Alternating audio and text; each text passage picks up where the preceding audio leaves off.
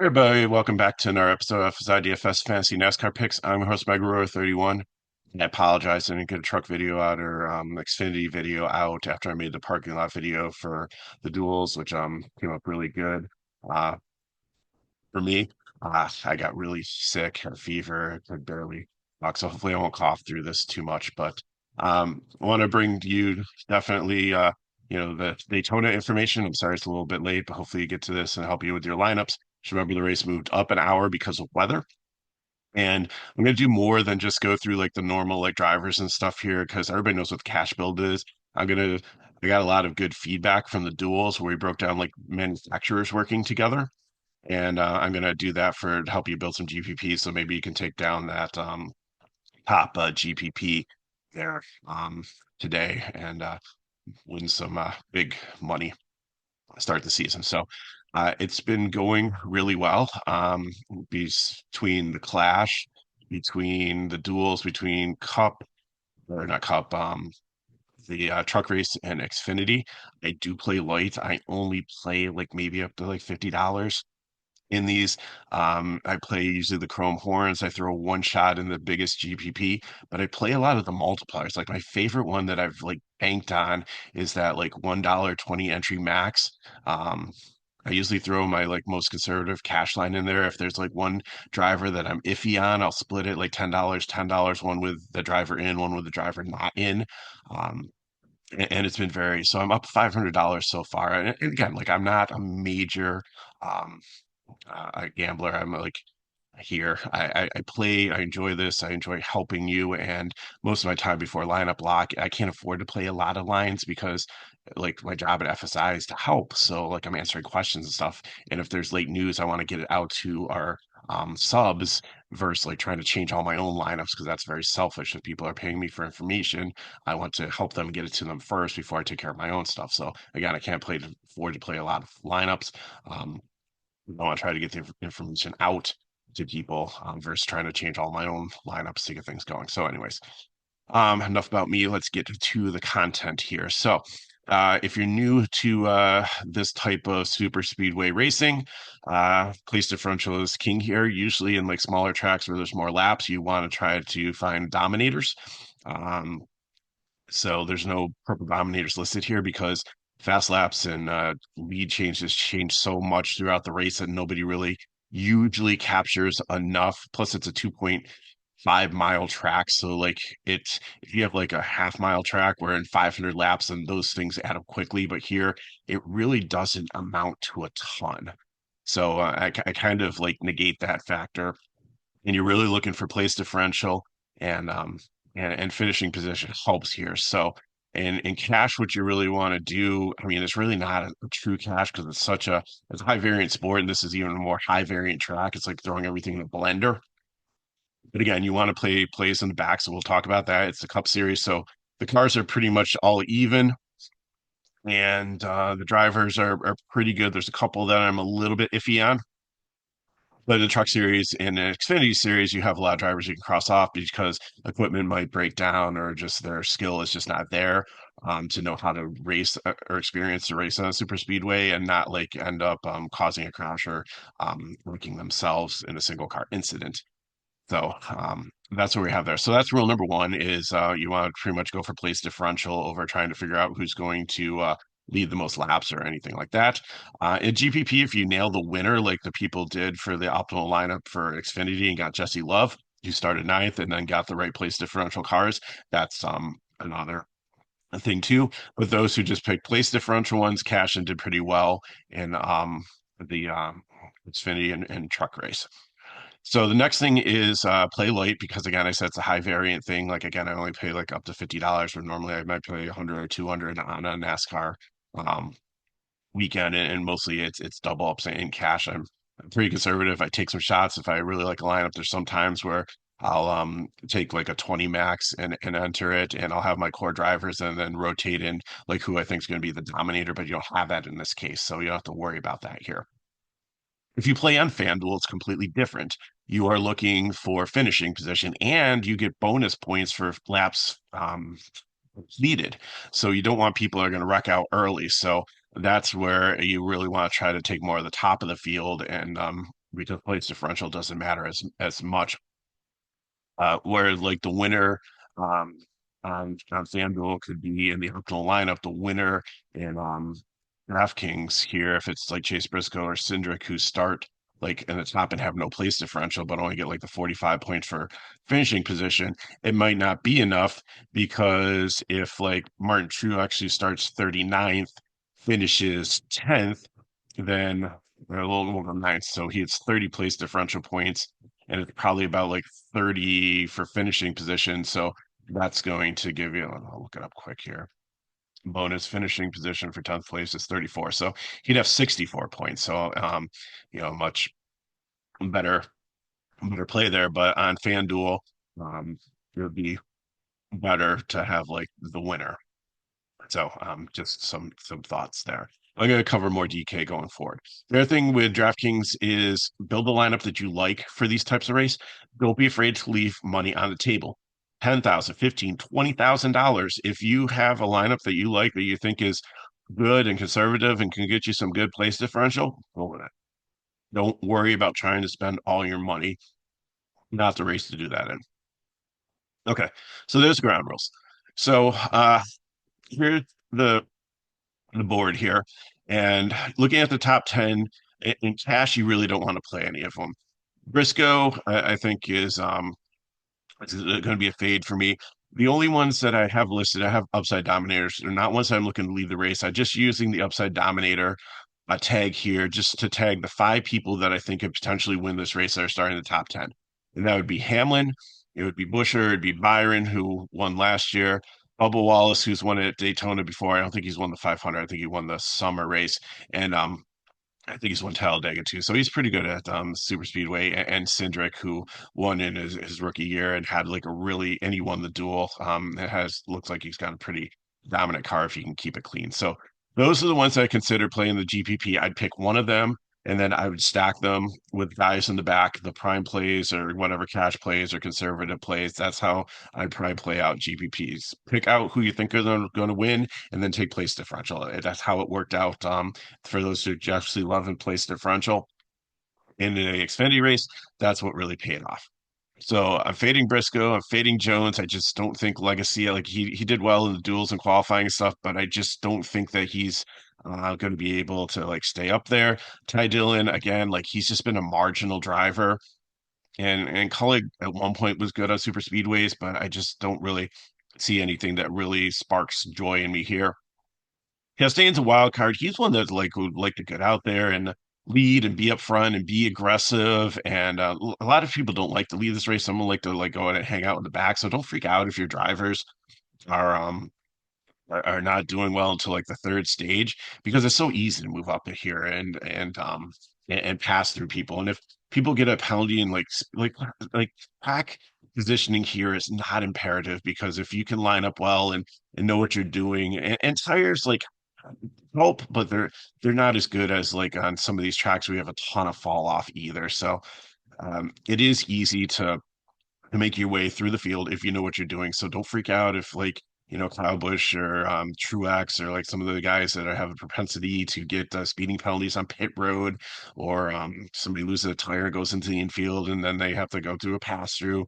They'll make it up. There'll probably be a crash, and then they'll get the lucky dog or get a pass through to get onto the lead lap. If they don't pit with the rest of the field.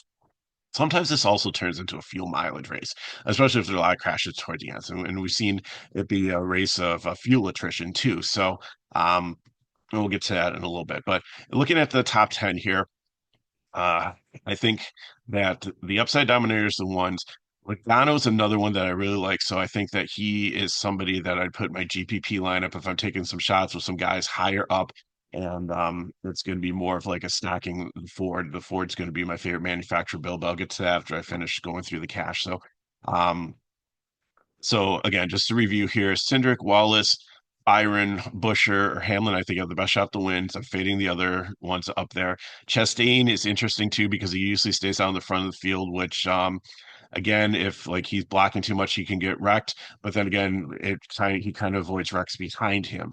Logano, I think, is really, really good at this type of track. He was the champion last year, and the Fords run really well. So I think that he could be, if the Fords link up and dominate this race, that he could be in the winning lineup there, especially I really like him on FanDuel. Reddick is another one that I think, if you're going to throw the build, could play, pay out pretty well.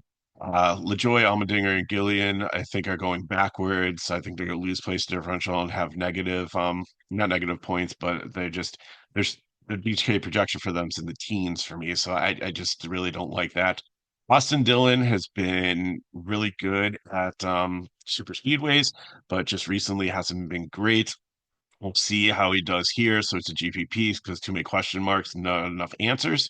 Ryan Blaney, I feel the same as Logano. I think like the two of them, if they work together with like Cindric and Barry and some other Fords, could be like and like not take each other out at the end, which we've seen happen before with Penske. Uh, if they can work together to get one of them the win and all of them like to start the season off with some like really high point totals, then I think that would work out really well in a GPP lineup. So that's why I have those as the 100K main GPP. I like the most builds, but again, I'll get to that in a second. So now we're starting to get to most people go 20 on back is where they want to go for place differential. I'm okay with Elliott and Nemechek. They're projecting pretty well. Just again, you don't really need salary. That's why I think Nemechek is kind of popping as maybe a cash one, but he sometimes is a little bit too aggressive, so he's really borderline cash. But Chase Elliott is another one that I think could get up there and finish in the top five. So, and he runs really well here. So even starting 17th, it's a little bit risky. A lot of people probably have him as GPP play, but I do think after winning the Clash and starting the season out pretty well, that he will definitely have some ownership and is pretty safe. And he looked pretty good in the duels. Allgaier, he had kind of a disappointing race. Like he was up there, but then got shuffled back a couple times. But he's really good on super speedways and Xfinity. Getting used to the Cup car is a little bit different for him. He has raced a little bit in Cup in the this new next gen car, so I think he'll be okay there. And I think Junior Motorsports has had a lot of, even though his projection's not that high, I think he's interesting in a GPP if you're doing a Chevy stack. Bell has run well here. He just didn't, he got caught up in some stuff in the duels, so that's pushed him back to 20th starting position. So I think he's safe to play in cash. Kyle Busch is because he's got a great chance to win this race too, and I always bet him in Daytona just in case. Like he had an off season last year. It's the first time in 20 years he hasn't won a race. I think he does get back to winning races this year, and he's really focused and he doesn't want to. I don't think it's like someone that's like kind of like Harvick and Jimmy Johnson towards the end of their career, where they like just couldn't admit that they didn't have it anymore and just couldn't get that last win. I think that I think Harvick did, but Jimmy Johnson just put him, but he had the COVID and everything, so it was kind of a weird end for him. And now he's back in like it was like Michael Jordan when he was playing for the Wizards, if you remember back then. But just go back to Kyle Busch. I think there's still tread left on the tire here. Let's or meat on the bone, as some people say in the DFS arena. Um, so I definitely think, but he's always GPP play because he's boom or bust. Larson does well on these tracks too, but sometimes he gets caught up in things. But I think he's safe for cash. Ty Gibbs, like I've thought that coming up after like Xfinity that he was ready, but I don't think he's like a flame out one like Hemrick or Harrison Burton or Cole Custer or some of the other ones that got like knocked down back to Xfinity. But I think the learning curve's a little bit steep here, and it's going to take a while for him. And he's still got a little maturity issues. If you watch the Clash, where he got turned by somebody and they pretty much jumped over their car, like going out to the pits, is like a temper tantrum. So surprised he didn't get suspended for that. But would it surprise me if he won this? Absolutely not. Same thing as Kyle Busch, but I think there's still like I want to see a little bit more consistency before I trust in cash. Riley Herbst, the same thing, like boomer bust. Had some real success in the '98 Monster car in Xfinity, but now moves up to up here, and I just I want to see something. He's a great team. He's got great equipment and a lot of potential, but it's not like there's like more question marks than answers for me. Mike McDowell moves to another team away from Ford, but I still think like he has been super talented on these kind of like a an underdog that you cheer for that really does well on these tracks. Had some bad luck in the duels, but I think that he's going to rise up, probably finish in the top 10, which gives him at least 15 place differential points, a pretty nice finish for the day. So I think that he's going to be highly owned in a solid cash play. Shane Van Gisbergen is first full year in Cup. He ran a lot of Cup last year. Again, I think he's another one that has like a lot of raw potential. I just like Herbst, who has got more experience, but he can be like a very sneaky dark horse at times. Priest is good at these tracks, moves to Stuart Haas here. I still think like I have him GPP because I still think he might have the yips from his crash a couple years ago. I know they changed the grass there and it's now asphalt and the cars can't flip over and he's raced here a couple times since then, but I still think it weighs in the back of his mind and might cause him to be a little bit less aggressive, which might be something that works out to our advantage. So Cody Ware, I think you can play him in cash, but Rick Ware cars, they're sometimes they break down. Josh Berry in the Woods brother, I think is a very strong play. I think he'll move up and work with the Fords and have a really strong day and a potential top 10, if not top five finish. Cole Custer is a solid cash play. Also, I think he'll be working up with the Fords. Stenhouse is another one that likes to get out in front, like with Chastain and lead early and doesn't mind being out front, doesn't lay back. Again, two things. He could get wrecked trying to block people, but also he could also be ahead of the wreck if it's happening behind him. Grayson and Holsevar I think our other potential ones, Grayson is like aggressive also, but Ricky Stenhouse and Chastain, I think, have reined it in a little bit. Grayson, I think, takes too many risks still a little bit, just kind of like John Hunter Nemechek a bit also. So I think that he's GPP down here. But if in the Ford build, I think he definitely works. Hocevar, again, I just like people better down here, but I don't say he's like a cross off or anything. I think he's more of I wouldn't consider him like have as much floor with just not having a ton of experience in the Cup Series. But he was okay in the Truck Series and racing up in at Daytona. Kozlowski is going to be a lock for most people here. He's ran so well here. We'll hook up with the fours. We'll get out front, and he'll probably have a solid day if he doesn't get wrecked by somebody. Um, there was one Daytona where he was wrecking everyone, but after that, he kind of adjusted to his next gen car and has been better. Uh, Haley and Suarez are solid cash plays, guys that can get up there and do well. I really like Zane Smith and Bowman here to like move forward. Truex, I think a lot of people will core him, but again, I like Tricon Garage, like they're super solid in the truck series, but just having one car here, I mean, and Truex just never has really done well at like super speedways. Like I don't think he's ever won Daytona. Um, correct me in the comments if I'm wrong, but I just don't think that I just have a bad feeling about him. I think he'll do okay, but I just don't think he'll be. I think some of these other plays down here, I'd rather go with Kozlowski, Smith, and Bowman. And the same thing like with the truck races. Like everybody had McDowell cored, and I didn't core him. I just put him as cash play, and he kind of struggled. He wasn't like up there and dominating like people thought. And the three that I went with primes were had much better outcomes. So again, I'm just being clear with like what a lot of the other industry is going to tell you about Truex, and I'm just giving you my personal thoughts on why I'm a little bit apprehensive on it. Same thing with Jimmy Johnson, like he seven-time champion, but again, he looks like when Jordan was like on the Bulls, like he still remembers how to play the game and he's still got a lot of wisdom and talent, but he just is not as elite as he used to be. And then Castro Novas here, Helio, like, and there's a misconception about him because DK put something out. I think somebody asked on Twitter and they posted it that the 41 car would score 0 points. That's going to be because the DK scoring system only goes to 40. So the person that finishes 41st, not the person that starts 41st. So Helio Castronovic is not going to get 0 points just because he's starting 44th. In the real NASCAR world, he's getting 0 points because, and he can't race for the prize money. because of the special dispensation for a talented elite driver out of other driving disciplines could get an invitation to race as a 41st car in the Daytona 500 if they weren't able to race their way in on speed or through the duels.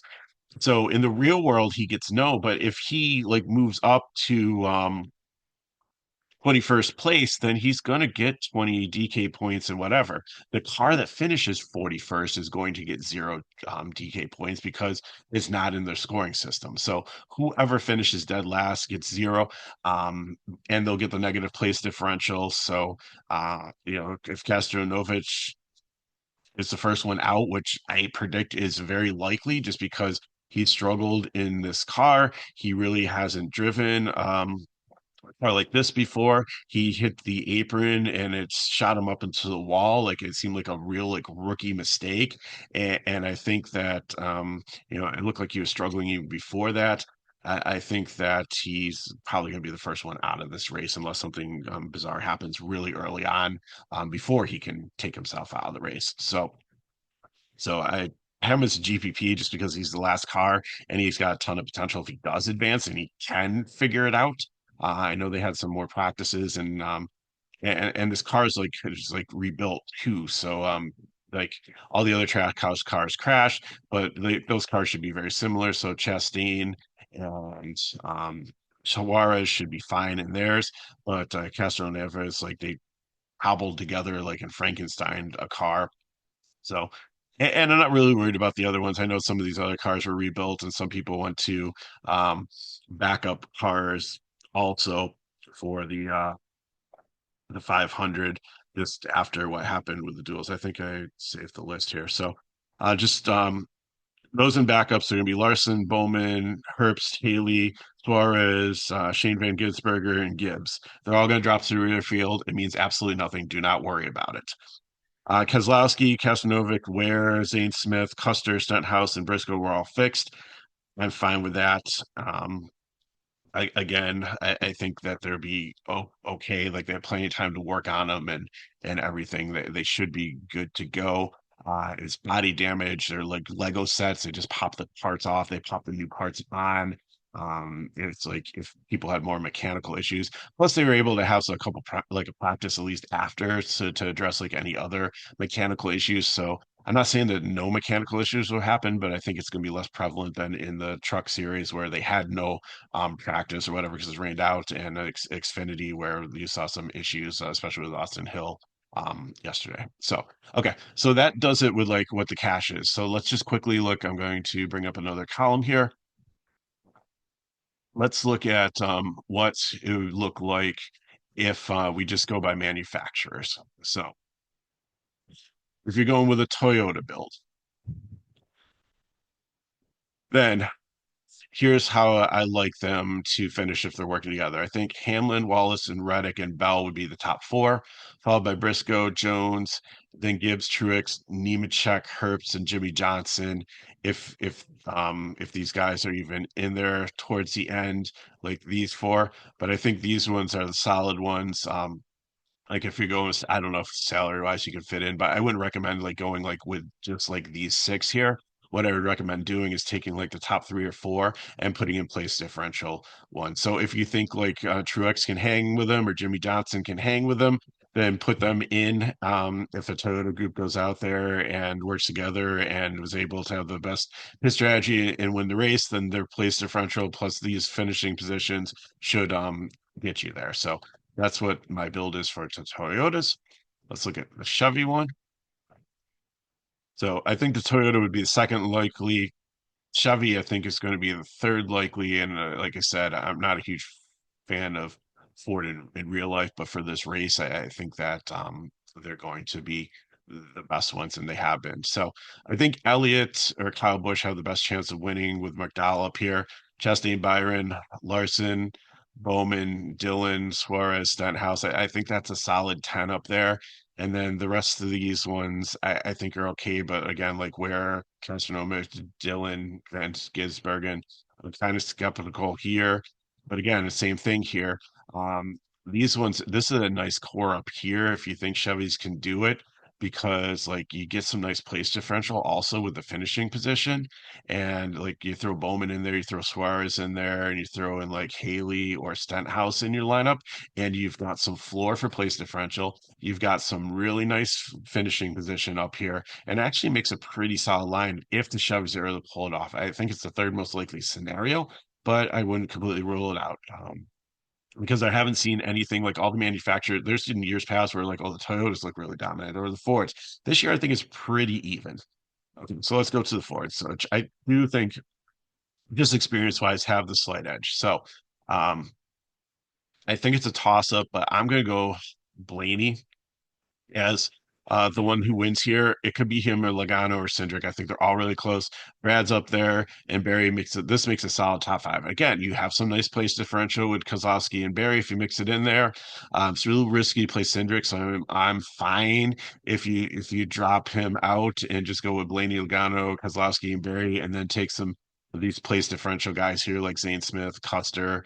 Gregson's a little bit wild. I mean, that's going to be a little bit more of an edgy GPP build there, but I'd probably stay away from Gillian and LaJoy. If they hang up here, they really just don't have the place differential. The same thing with Busher, unless you think Busher is going to win it. Or Cindric's going to win it, they might be like a little bit risky to put in there. But I mean, if you're doing a 20 max and you want to make them like the winner and then build the rest of the Fords with like the Blaney Logano and then place differential, I'm fine with that too.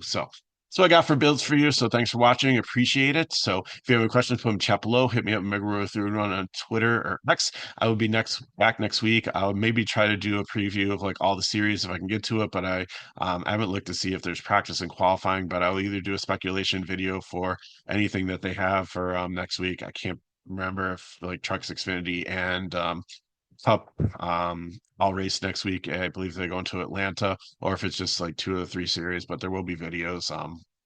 So you will have some information if speculation or Cup's always a true one because we always get the lineup beforehand. So I got for you. So thanks for watching. If you want more information on FSIDFS, you can go to the description of the video and you can see who to sign up. So if it is speculation race, you can get the true sheet. And it's very, very inexpensive, like $5 for the whole weekend. Like the season pass is like very inexpensive also. So um I keep on some deals all the time. So just get in the Discord too, because sometimes we throw free stuff in there in the general chat. We're gonna try to do more of that.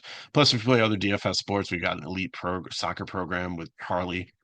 Does really well. McKinley's still doing NHL. We've got PGA.